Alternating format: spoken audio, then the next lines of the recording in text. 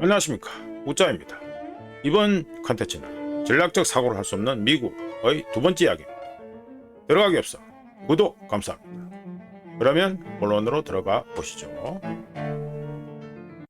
오랜 역사를 자랑했지만 원래부터 불안정했던, 즉 냉전 붕괴 이후 잠깐 좋았던 것처럼 보였던 미러 관계가 20여 년 만에 다시 예전으로 돌아간 것처럼 지난 30여 년 동안 놀라울 정도로 우호적인 관계를 맺었던 미중 관계 역시 조지 W 부시, 편의상 줄여서 아들 부시라고 하겠습니다. 아들 부시 행정부 시절부터 시작된 중국과의 긴장 시도로 인해 본격적으로 틀어지기 시작했습니다. 관련해서 2001년 4월 미군 정찰기가 하이난성 근처에서 중국 전투기와 충돌한 사건이 대표적인데요. 당시 중국 당국은 정찰기 승무원들을 11일 동안 억류하면서 석방을 계속해서 늦췄고 매우 민감한 첨단 감시 장비들이 들어가 있는 정찰기의 반환을 거부한 바 있습니다.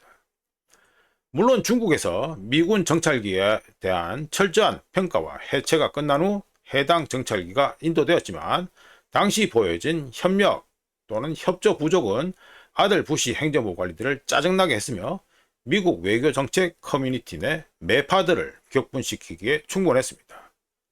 즉 2001년 4월 하이난선 사건은 미중 관계가 냉각되고 있음을 보여주는 불길한 징조였으며 이후 미중 무역 분쟁은 더 빈번해지고 중국 내 인권 문제에 대한 미국의 감시는 대놓고 두드러지게 됩니다.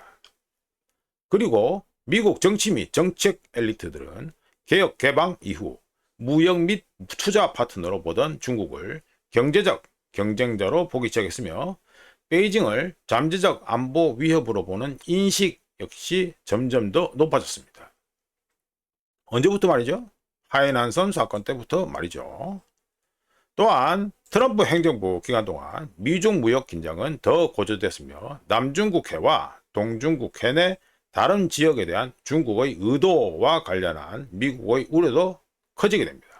덕분에 미 정부 관리들은 아시아 태평양 지역에 더 높은 우선순위, 영어로 말씀드리면 정책 당국자들이 본격적으로 달려들어서 문제를 만들 것이라는 의미를 가진 higher priority를 두게 됩니다.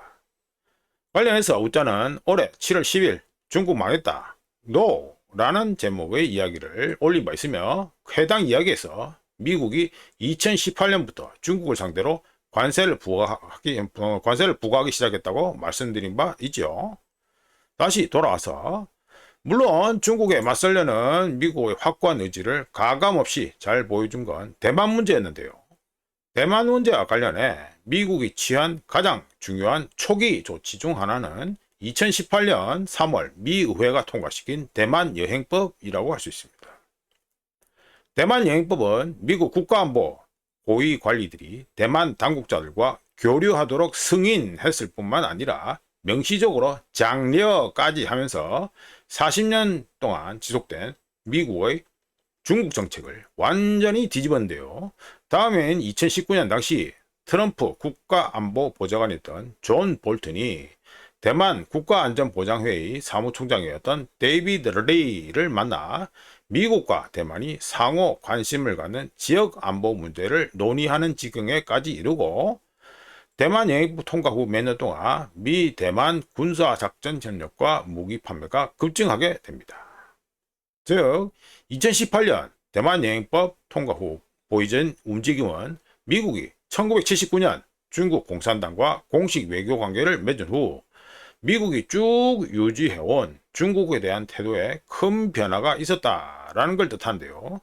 덕분에 그 전까지만 해도 미 행정부들이 일반적으로 비군사적 문제에 관해서 그것도 로우 레벨에 있는 대만 관리들과의 교류로 한정한 것과 달리 대만의 무기를 판매하고 안보 협력도 크게 확대하게 됩니다.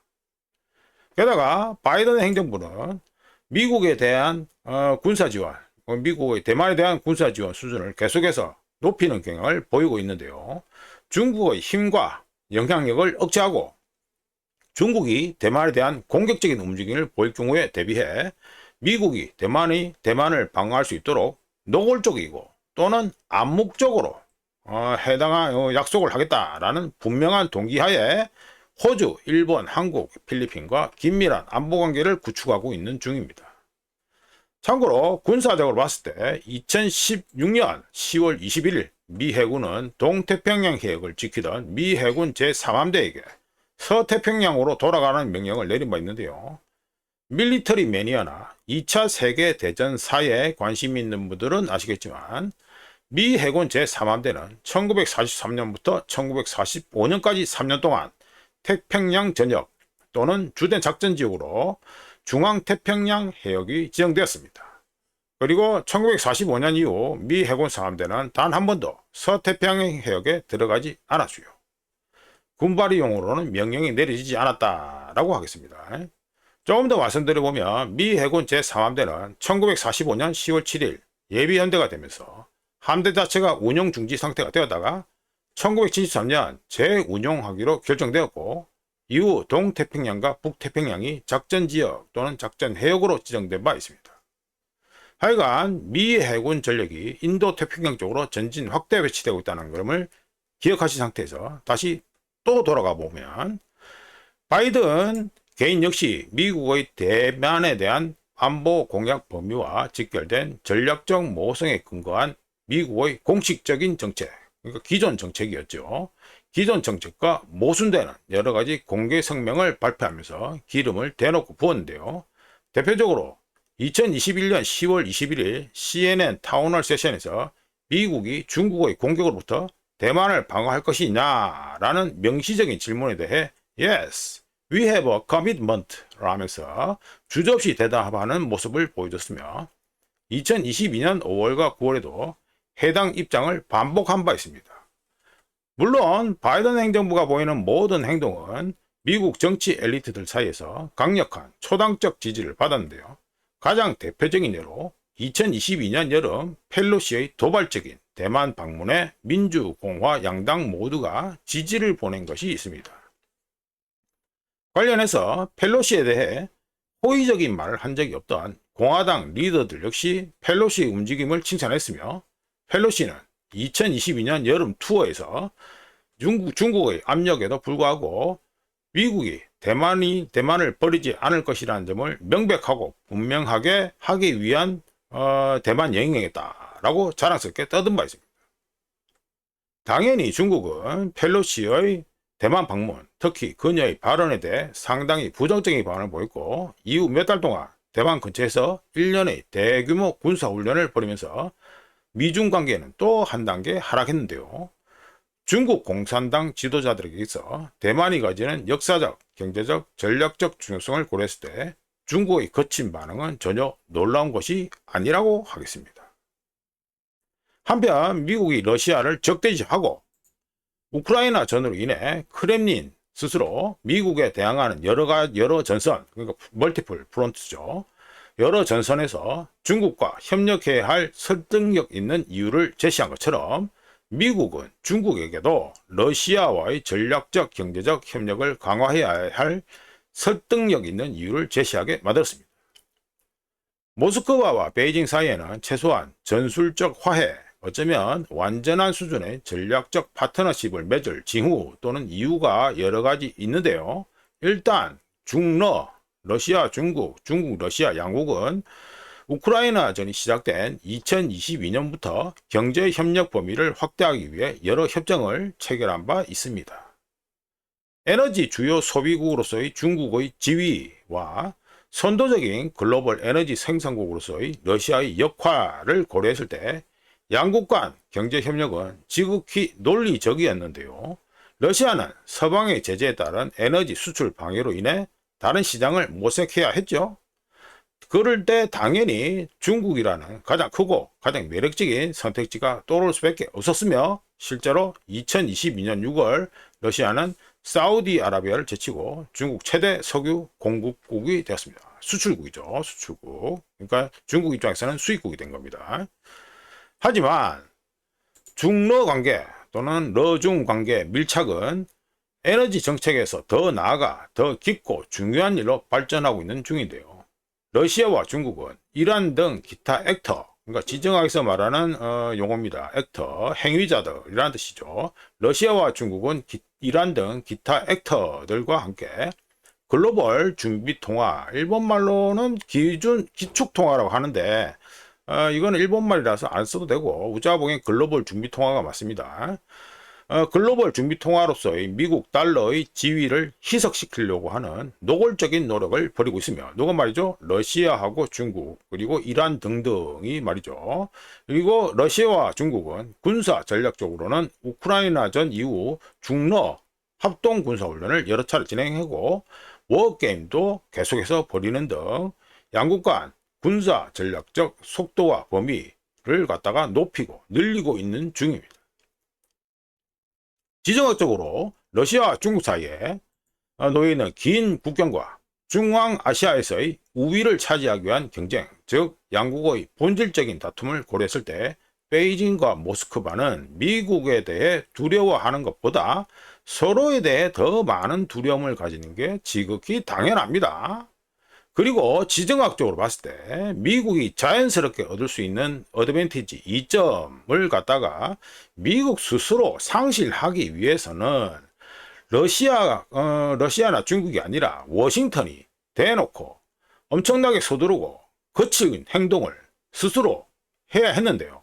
아이러니하게도 2024년 현재 워싱턴에 있는 미국의 지도자라는 자들이 그걸 해냈습니다.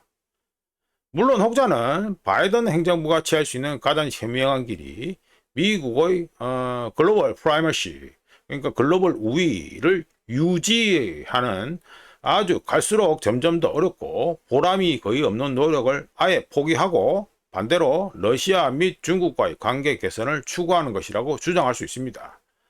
그런 주장 또는 목표는 이상적이겠지만 현실적이지 않다라는 문제가 있죠. 물론 논리적으로는 달성 가능하다고 할 수도 있습니다. 하지만 제국의 흥망성쇠 또는 흥망성쇠 사이클에서 해당 제국이 순수하게 왕관을 벗고 내려간 경우가 없었다는 역사적 사실에 비춰봤을 때 혹자의 주장은 사실상 현실성이 없습니다.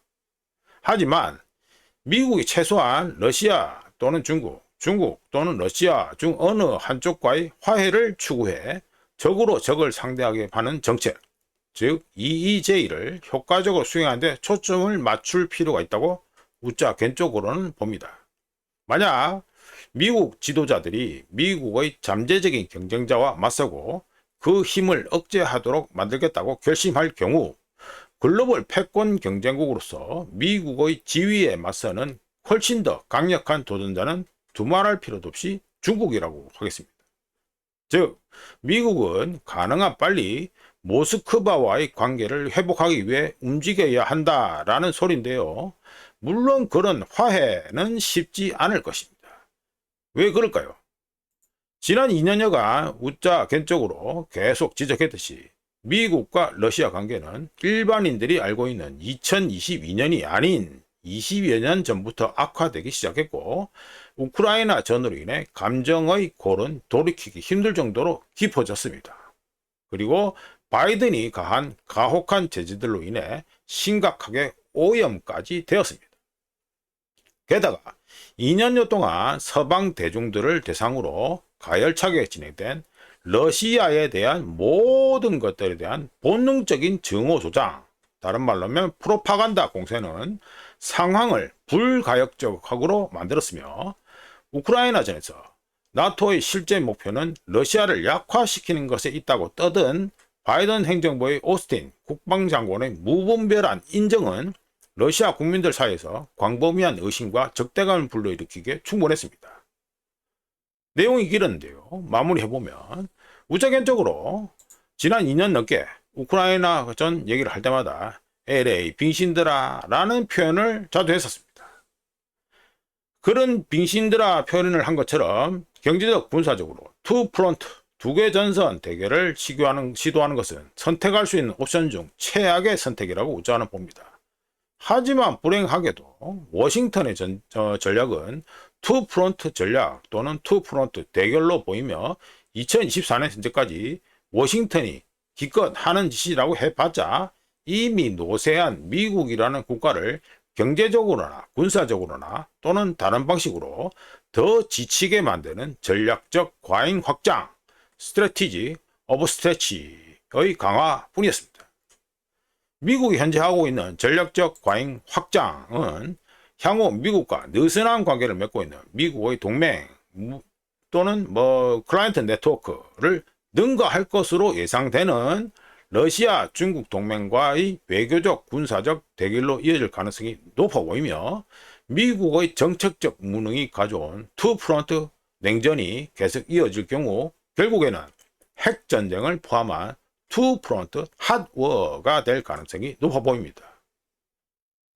늦더라도 안 하는 것보다는 낫다라는 영어 속담처럼 노선 수정은 여전히 시급하게 필요하며 그 순서는 러시아에 대해 훨씬 덜 호전적인 정책으로부터 시작되어야 한다라고 우자는 봅니다.